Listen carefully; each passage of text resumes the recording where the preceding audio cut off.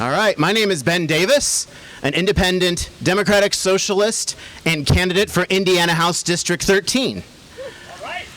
I'm here with my friend Joshua Brant, independent candidate for Indiana Senate District 23, and Harrison Jacobo, independent Democratic Socialist candidate for Secretary of State. Today, as Joshua and I are officially filing for our races, we wanted to take a moment to tell our fellow Hoosiers what it's like to run outside the two-party system in Indiana. It's pretty rare for independent candidates to run in state races.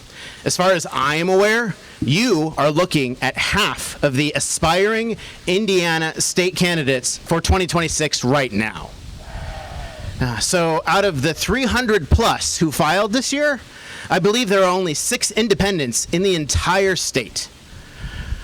Our hope is that by coming together to share our experiences, that we can show just how undemocratic Indiana's electoral system really is, and how much of a stranglehold the two major parties have over our political discourse, who may represent us, and our elections. Joshua and I chose today to file the last day that the Indiana Election Commission is open before Independence Day, to have our own little Independence Day. You see what I did there? Okay. You guys are smart. So first, I just wanted to invite my friend Joshua Brant here to the mic. So please give my friend Joshua from West Lafayette a round of applause. Yeah! All right, Joshua.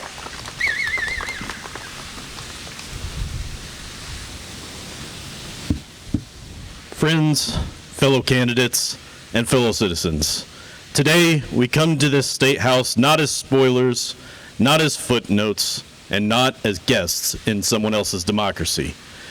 Here, as Hoosiers, we come and we still believe the ballot belongs to the people.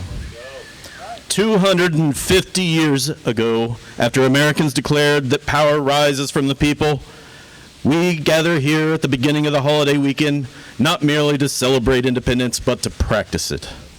Independence is not just a museum piece, it is a living promise. The right to think freely, speak freely, and yes, run freely. We don't all carry the same banners or agree on every policy, but today we stand united by something deeper than any platform. The conviction that the people deserve a real choice.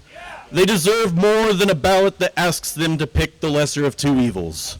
No, not today. Today, we say that choice is not a luxury. It is the heartbeat of liberty.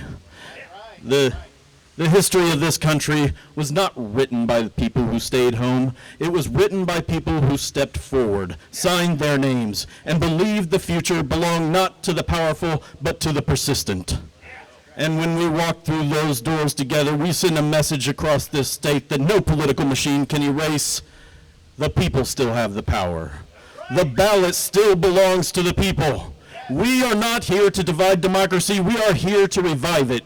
We are not here to weaken the republic. We are here to remind it who it belongs to. This is our moment. This is our day. This is our stand, and if we stand together, then we let every voter know independence still lives here in Indiana. And today, we celebrate our Independence Day. Yeah! All right. Let's go. Thank you so much, Josh, for that arousing speech to get us going. Awesome. Thank you. All right. Well, hello again, working people of Indiana. My name is Ben Davis, and today I'm excited to announce my filing as an independent candidate for Indiana House District 13 with the recently founded Socialist Party of Indiana. As a minor party without an established ballot line, SPI candidates gain ballot access like independents, requiring signatures from voters in their district. We're not talking electronic signatures. We're not talking mail-in petitions. In our state, this is a door-to-door, paper and pen effort in the rain, snow, wind, or heat.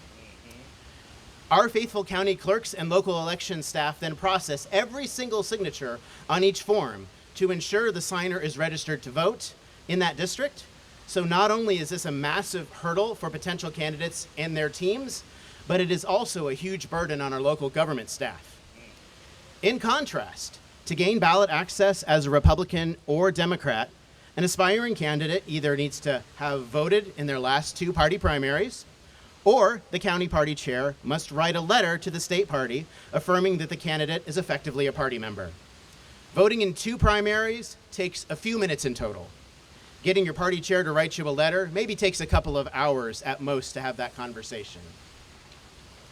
Since early January, my team and I have knocked approximately 2,500 doors to get the minimum 384 signatures that we need. This is easily over 30 days of planned canvasses, many local events attended, and countless hours throughout the process learning what does and doesn't work and tweaking our process. This includes numerous trips back and forth to Tippecanoe, Warren, Fountain, and Benton County offices to drop off petition forms for processing and back again to pick them up later. While this is a great way to get to know your regional county election staff, and they are great, it is a lot of time to take off of work and a lot of unpaid miles. I talk about this to let the people of Indiana know about the inherent difference between major party candidates and independent ones. Independent candidates are in a whole different world when it comes to the time and effort required just to appear on the ballot. That's right. Whereas 2 party candidates may work towards a primary, they are way ahead of independents because they are focused on building their platform and talking to voters about it, not just, hey, can you sign my petition? Thanks, bye. And go to the next door, which is what independents must focus on. Independents can't afford to do anything besides focus on signature collection because there's no point in campaigning unless you can get on the ballot. I once thought of independent candidates as wild cards that could simply sign up to run on a whim, but I have learned that this could not be further from the truth. The signature collection effort has consumed my life for the past 6 months, and that's on top of my full-time job. I don't have big money like Greg Ballard to pay people to gather signatures all over my district. Every single person who helped was an unpaid volunteer.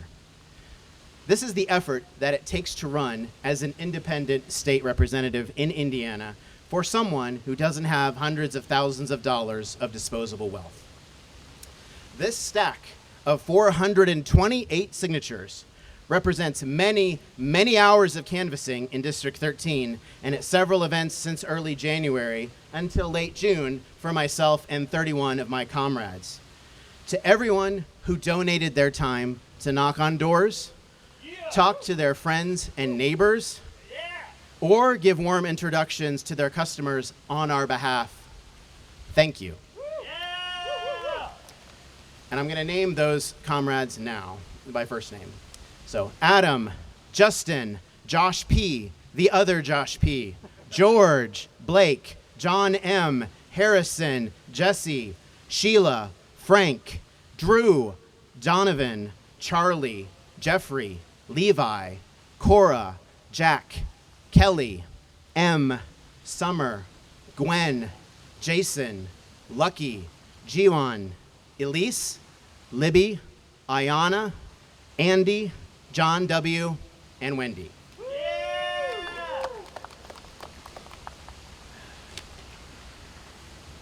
Also, a massive thank you to the Tippecanoe County election staff member, Germany Harris, for verifying most of the petition signatures I threw his way. A big thank you to staffer April Gilman, who also worked through a good portion of them during Germany's days off. And thanks to Warren County Clerk Deb Hyatt, Fountain County voter registration staff member Becky Dinsmore, and Benton County Clerk Jennifer Greenberg for processing additional petitions. Finally, I also want to thank the core organizations supporting this campaign and for their endorsements. Greater Lafayette Democratic Socialists of America and the Socialist Party of Indiana. The lion's share of the names I called out are from these organizations. So again, thanks and solidarity. Now that we've gotten the signatures to file for ballot access, we can finally focus on talking to voters about the issues that differentiate us from the other candidates. What can the voters of House District 13 expect from a Democratic Socialist? If elected, how would I better represent them than the other 2 candidates in this race? First of all, voters will have an uncompromising advocate for working Hoosiers who is not subject to wealthy donors. No, that's right. Big money directs the leadership of both major parties to turn out the votes that they want to see. Even if an individual major party candidate runs a clean grassroots campaign, the leadership of their party will always capitulate to big money. Look at what just happened at the state Democratic Convention and their Secretary of State race. The Hoosier grassroots candidate with an effective platform for positive change was cast aside by the Hoosier on paper only, who could mobilize billionaire donations. The Indiana Dems cared not how reprehensible the sources of funding were. Epstein class money, Gaza seaside resort money built on thousands of Palestinian skulls, they care not. Second, they will have a representative that doesn't just work during election cycles and while the General Assembly is in session. I will hold town halls and listening events all year long to learn what the biggest pains for my constituents are and to learn from their wealth of knowledge. I will continue to reach out to public school leaders to be an advocate for what they need from their state government. If I find that I can't fully commit to these things while working full-time, I'll make changes to my career path to make public service the priority, even if it means sacrificing my standard of living. I admire and applaud my comrade Jesse Brown for being a living example of this kind of dedication. Finally, they will have a representative that refuses to accept the status quo and won't go to the Statehouse begging for scraps of change. There is too much harm inflicted by putting profits over people, and the two-party system firmly supports it. All my Hoosier neighbors deserve at least the level of financial stability and freedom that I have. And I refuse to sit silently in the comfort that my white privilege affords me while the world around me is burnt down and murdered on the altar of profit. I refuse to vote in favor of any bill or resolution that does not improve the life of working Hoosiers. That means no votes in favor of anti-LGBTQ plus bills, for further defunding of public schools, nor to send another penny of our tax dollars to the state of Israel. Not another penny, not another dime. No votes in favor of hyperscale data centers, for mid-cycle congressional redistricting, nor for making voting even harder, weakening what little democracy we have left. But I will vote in favor of legalizing marijuana, ranked choice voting, gender-affirming health care for adults and kids, and a pregnant person's right to choose. I will vote in favor to amend the Constitution to no longer recognize just two parties and all the exclusive benefits they receive, to recognize the science of gender as a spectrum and not a binary, and to end the prohibition of progressive taxation so we can finally tax the rich. The good news is that the wind is at our backs. Democratic socialism is rapidly gaining popularity and recognition throughout the country. From Zoran Mamdani in New York City, to Robert Lavertis Bell in Louisville and Chris Rabb in Pennsylvania, to a clean sweep of the New York candidates up and down the ballot last week, to Mela Kiros in Denver this week, to our own Jesse Brown here in Indianapolis. Working people are waking up to the fact that the capitalists only have power when we don't stand together, united against them. They are powerless without our labor, and they know it. That's why they've spent more money building data centers in the last year than the entire Apollo program. They are trying to replace us with AI so they can dispose of as many working people as possible. To that, we say, hell no! Together, working Hoosiers can thrive if we stop letting capitalists plunder our earnings, profit from our illnesses, and work us to death. It's time to say, hell no! Together, working Hoosiers can thrive if we end the stranglehold the two-party system has on our politics. To the two-party system, we say, hell no! All right. Thanks everyone for joining us for this Independence Day. If there are any aspiring candidates who want to learn from our experiences so they don't have to start from square one like we did, please reach out to us. We'd be happy to teach you what we've learned and get more independents on the ballot. We may not have much time in the next 4 months or so, but we'll do our best. Thanks, Hoosiers.